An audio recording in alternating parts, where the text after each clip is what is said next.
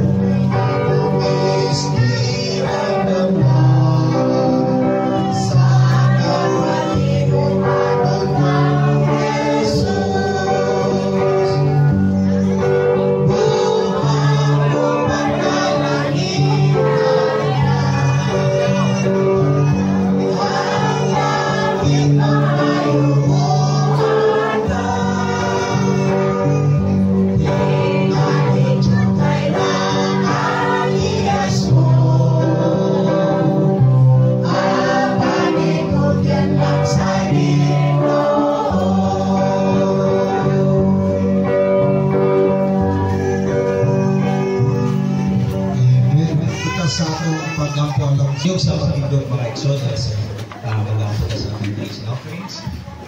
Amahan nga langit ng Diyos, nagpapasalamat kami this morning, Ginoo. Once again, sa pagtugid sa amok, salamat sa mga grasya na nakabot kami ninyong lapit Ginoo sa ating sa Malalag with under shepherd ng Ginoo, si Pastor Baggy. Salamat Lord, this morning maka-fellowship kami sa mga sa mga kursunan. Labaw sa tanang Ginoo, makasamba kami kanina sa Spirit of Samatura.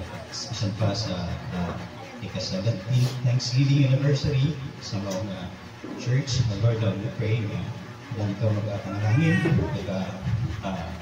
mag-uban o Diyos ng iglesia dito sa mga. Bless Lord, isang patay sa offerings ko na gagawin sa mga nanakan ka na hindi kinihinga nakakabit sa alam sa medicine ng iglesia. So, pasang po wali ka sa makulog ng pagdangalamin sa mga pastor o sa mga sa mga kapamahal. Nagyan po inasalig sa pangalan ni Jesus. Binta pa rin ba tayo? Una pa na akong missionary, 5 mo katao. Kaysa dalawa lang sa una, isa lang yun.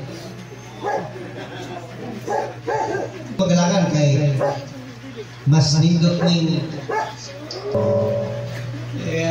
abitaw physically wala na ito makita ang ilang presensya, pero yun ako ang espiritu na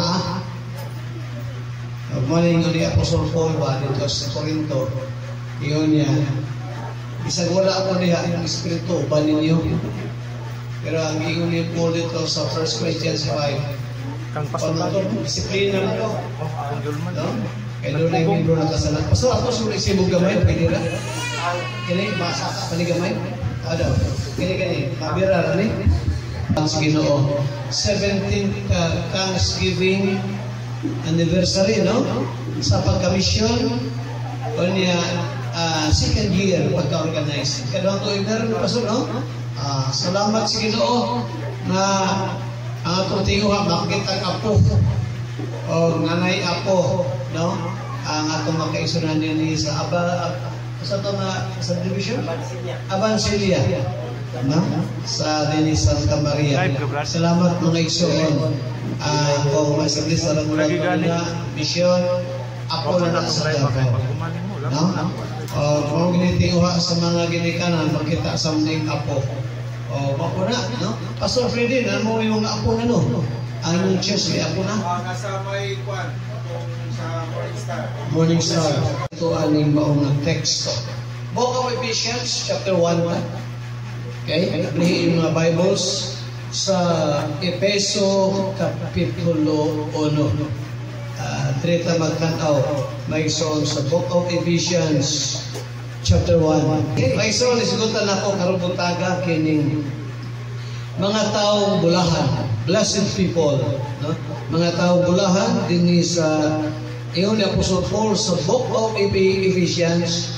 Direta sa chapter 1, direta magtanaw nining maong mga kamaturang gisgutan niya. Very common sa tuhaning chapter 1 sa Ephesians. Okay, more on Christian living. Actually, ito sa Ephesians 1, ipasayas din po ang pagkinabuhi nga balaan. Sa verse 5, ipa ni Apostle Paul din versikulo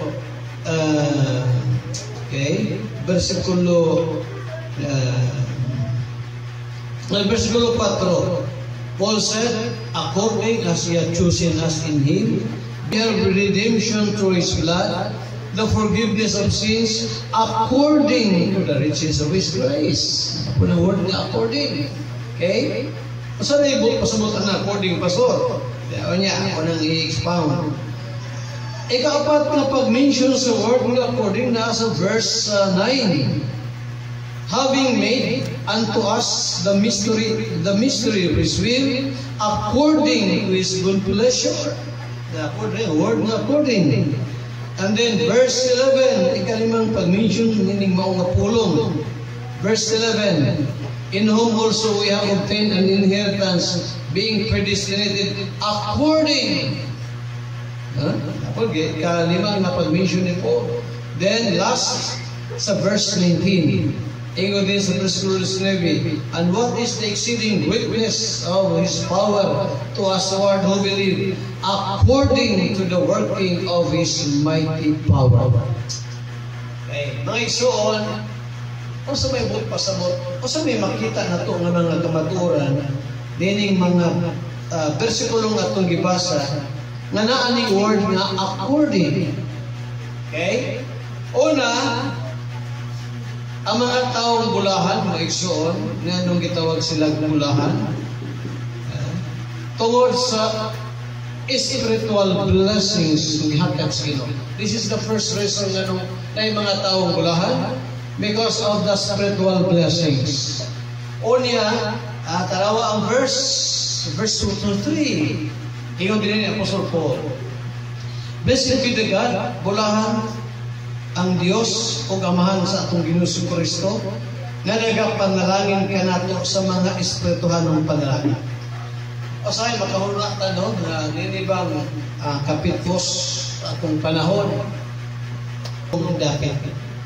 Kining makadawat aning pulong sa Ginoo Maigsoon. These are all blessings. Damgo si Jacob nga dunay hagdanan padung dito sa langit. O ang mga manggulunda nagasaka kanaog niini. Then, sa iyang damgo, nahigmata siya.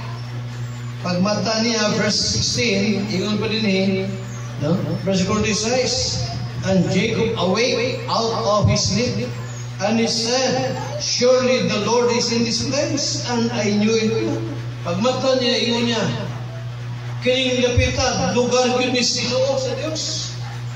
O niya, hilabihang lukan niya, verse 17. Mato pa niya, how dreadful is this place. This is none other but the house of God, and this is the gate of heaven. Mauni ang balay, mauni ang balay sa Diyos. O kinakatuya gitungtungan daw mo dito ang pultahan padung sa langit. Now, mga igsoon, diri sa kalimutan, kita sa kinadata sa Ginoo sa church. O mani ko sa ikaduhang rason nga dunay mga taong bulahan, mga taong una sa tanan ipili sa Dios. According to verse 14, rather verse 4. Let's go back to Ephesians 1 verse 4. Ang unang word, according. Iyon din, according as He had chosen us in Him before the foundation of the world. May suon, anong na yung mga taong bulahan? Ito kay gipili. Aron, mabalaan. Kini ba yung doctrine of election, may suon? Bisan pa sa Pastor Bagis ko, bisan sa ito Pastor Sauna, sa dito pa sa Armenian Church, wala ni ginatudlo ni nga doon na di ay mga chosen ng Ginoo. Mga taong ipili niya aron maluwas. No? Brother John Ruben, dito man na sa kang grupo ni Soriano sa una. Tinatulog na ito, Brother John, nga doon na ipili aron maluwason sa Ginoo. Wala yun. No? Pero may sa simbahan sa Ginoo, sa iglesia sa Ginoo, naadyo ning doktrinahan ni. Gipili aron maluwas. Asa may kumusabay ka ng verse nga musuporta ni Ephesians 1:4 nga gipili aron maluwas. Ikaduhang Tesalonica kapitulo 2, tanawa ra may surat ni Apostol Paul ni ngadto sa iglesia sa Tesalonica. Ingon niya, verse 13. Ikaduhang Tesalonica 2, versikulo 13. But we are bound to give thanks always to God for you, brethren, beloved of the Lord, because God hath from the beginning chosen you to salvation. Sa kaunay kami maghatag mga pasalamat sa Dios tungod ninyo mga minahal namo nga mga igsoon din na sa Ginoo, mga hinigugma din na sa Ginoo. Tungod kay sukad pa sa sinugdan kamo gipili sa Dios aron mga luwas. Mga igsoon kanindot aning pulong gipili, chosen to salvation. So kung ang tao maluwas man, tungod kayo sa siya, gipili siya. O na pinakadako na panalangin, mga igsoon, ay naatas na nga pagsurayhan niya. Kung ikaw nakasanating kaluwasan, di yun na mabayran ng ato ang pagkapinili na Diyos Ginoo. Now, ikaduha, mga igsoon na paggamit sa pulong according.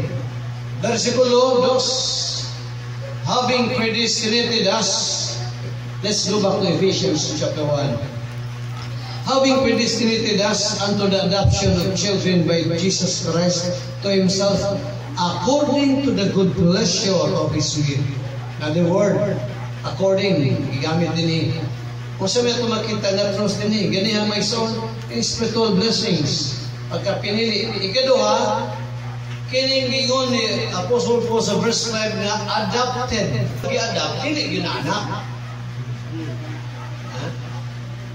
Asa na pagkasulti si Buano i-adapt niya? Gisagop. Ato rin may isun kita, gisagop naman tas Ginoo. Kaya kung wala lang gisagop, ligil ka, mahimong mga anak sa Diyos. Amen. Mo nang usa ka buta nga kita nahimong mga katawan sa Ginoo because we are being adopted. Hindi man pagka-adopted na ito. Gi-adapt ka sa Ginoo, gi-adapt ka ingon nga mga anak, wonderful. Yeah? Giisip ko nga ang mga pag-antos niining panahon at karon. Kita ni Pablo So si Paul may so nakaagi siya o grabe mga pag-antos usap, mga trials. Pwede na to. ang bautismo mo igsoon para mana sa mga giluwas Ginoo. Dili aron maluwas kung dili sa mga katawhan sa Ginoo. Nya kita naluwas na pinaagi sa dugo ni Christ. Sa daang tugon 1 John 1:7 ay pakig-ambitay kita uban kaniya, uban sa Dios. Apan nagalakaw usab kita diha sa kangitngitnan. Kita nagabakan ug wala magkinabuhi subay sa kamatuoran. Apan kung kita magalakaw diha sa kahayag, maingon nga siya ana sa kahayag, nan kita may pakig-ambitay ang usa ug ang dugo ni Jesus nga iyang anak nagahindog kanato gikan sa tanang sala. Unsay nagahindog sa sala sa tao? Dugo ni Christ. Mao na may isang gimension na many times sa Biblia. Unang Pedro 1:18. Masay giyon din dili bautismo. Ang uban magsalig sa bautismo. Abi nila ang bautismo mo ay namatay sa cross. Dili si Kristo Jesus. Verse 18 sa unang Pedro kapitulo 1. Matod pa ni Pedro, kamo sayod nga gikan sa walay hinungdan nga paggawi nga inyong napanunod gikan sa inyong mga ginikanan. Kamo gitubos, dili pinagi sa mga butang madugta ingon sa salapi o bulawan. Dugo ni Kristo. Oy makahigo, dili daw sa salapi o bulawan. Dili kwarta. May panahon sa kinabuhi na itong may magmatirano na sa Ginoo karon. Kaya huwag kita kabalo sa panghitabo. Awa, John 14, and then verse, sa yun din Home 14, Sanglit 5, iyang mga adlaw tinagalan. Ang ginaganon sa iyang mga bulan, ana kanino. O ikaw, ang Diyos, nagbutang o mga utlanan kaniya, nga dili niya malaban. Muna ang Diyos, nagbutang utlanan, matagosan na ito. Di ganda malaban. Kaya takot. Ano sa? Wata kay balong. Asang napita, wata masayon. So sa paghihata, waong si Ginoo, wata ka mahita. Yung simbas Ginoo, sukad sa una, ato siya pagkatiguan. Yung sinita mo ito magsuon, nahimo siyang blessing sa mga mimbo. E bisag di makadungog to ang iyong posibahan. Dapat anak mag-ilutata. Panahon sa pagsimba na ato diya sa destination sa atong pagkaimukso, sa atong pagpuyo, destination sa atong kaluwasan. Buhat 13:48, kadtong kitaganan ng daan alang sa kinabuhing dayon nito. So, ang tao nga gipinisilit sa Ginoo maluwas ka na. Pila na ito, taglunay mga gipili ang Diyos. O predestination sa ato nga pagkamatay. Now, katapusan, nagsoon. Balikan ta ni Ephesians chapter 1. Piso 1, versikulo 19. Iyon din and what is the exceeding maalang sa tanang mga balaan? Ako wala mag-undang sa pagpasalamat tungod kaninyo. Naon sa mga membro sa iglesia sa Ephesus, nahimong blessing kang Apostle Paul. Pana ka ng mga members na supportive, naikadasig sa pagpangalaga sa iyo, kalipay ko na sa pastor, malipay ako, personal, malipay ko.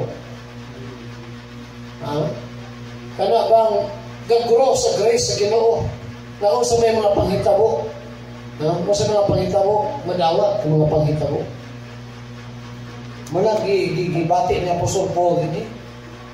Ako wala magundang sa pagpasalamat tuod kaninyo nga nagalakip kaninyo sa akong mga pag-ampo. Tanawara? Labaw pagunis, kabalo ko may sumaminaw mong wali. Makabatong paglaong taliwala sa grabing trial sa itong kinabuhi. Paglaong. Muna kung kita magpalayo ta sa simbahan, why panalangin diya?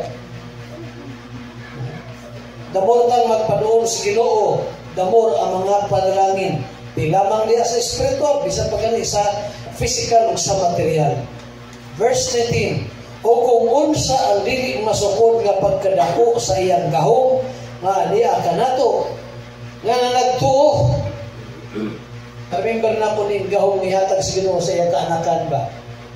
Kabalo ka maigsoon, atong prayer, kung magtinaro mo tas Ginoo, dako kay nag-power ka ng atong prayer. Santiago 5:16, ang pag-ampo sa taong matarong dako kahimuan ining ampo niya. Nga na nagtuo sumala sa paglihok sa iyang dakong gahom according to the working of His mighty power. Manang kita, mga ison, makahimot ang mga maayong butang, mga imposible, mahimo na to because tungkol sa grace na niya na to. According, sa English Bible pa rin yun, verse 17, and what is the exceeding greatness of His power to us, Lord, who believe according to the working of His mighty power. Ganang doctrine lang sa pagpili, wala gitulog yun soban. Sa Bible, nga gipili aron maluwas. Kunya, kada bang yun nga, kita may mapili, sige no, mga ison ang tao pasagdan sa Diyos. Nga mo'y mapili, sige no, na, di good na siya mapili, sige no, di good. Sige no. Karong kautuhon, magkatapos ako mga ison, kung naala to rin, iwa pa kasiguro sa kaluwasan, ilha, ay mo pagkamakasala, pakiluoy ka sa Ginoo, munta ikaw, hatagan niya sa iyang salvation. O kung wala pa ka, mamimpo sa church sa Ginoo, naman ka na sa'yo, follow the Lord in baptism. Para sa, it's a privilege to become a member of one of those churches.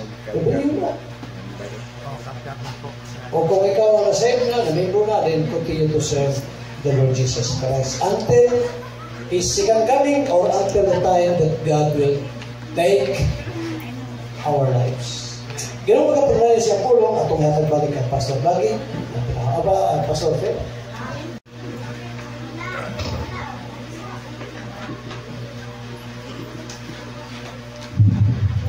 Okay mga igsoon, salamat sa pulong sa Diyos no nga atong nadungog.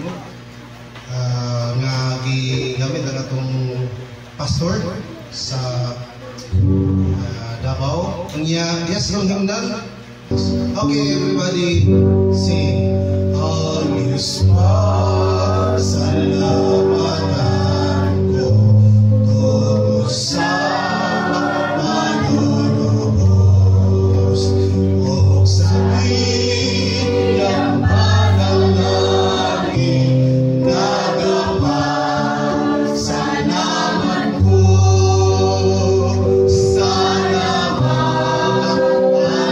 sa ulan o sa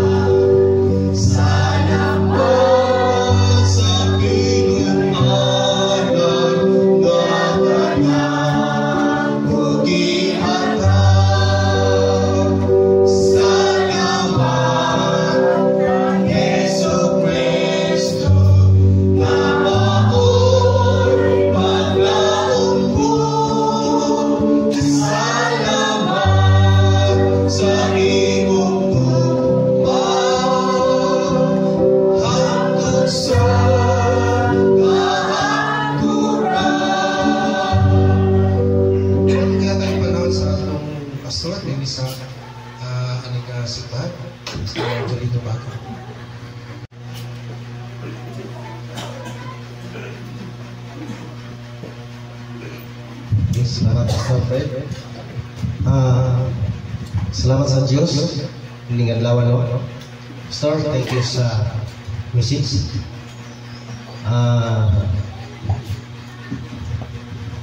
Dili itong kabayaran ko sa atin. Sa aking kinabuhi. Then, salamat sa Ginoo sa paggamit niya sa aming kinabuhi, Pastor.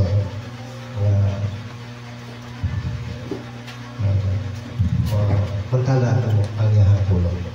So, nining adlaw sa pamasayon dire ato ang comfort room sa diri. Then salamat kay sa suunan sa mga member nining iglesia sa inyong effort, no, sa inyong personal nga kining blessing maging. Then salamat kay Allah, then ang Diyos magpanalangin sa inyong kinabuhi.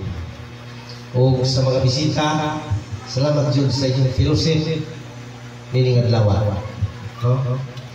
Naagyo mo, then kalipay na akong dako kay suunan ng iglesia sa Davao, sa Santa Maria nga mo.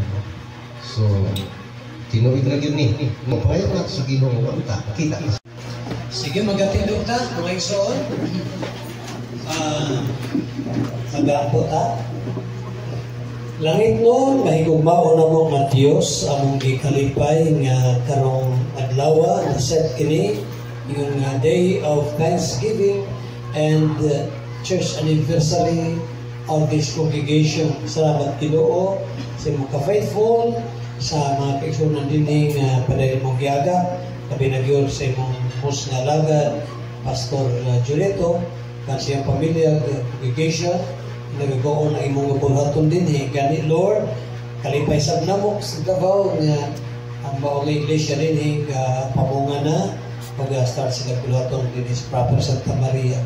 Nga Ginoo ng mga dapit na maabot din imong iglesia, magpadayon sa pagpugas sa imong mga kamatuoran, aron nga dunay katawhan o Dios nga mga luwas o malikon diha sa pagtulunan nimo, magapanalagad kanimo in a proper way anto sa pagbalik sa mga bugtong anak.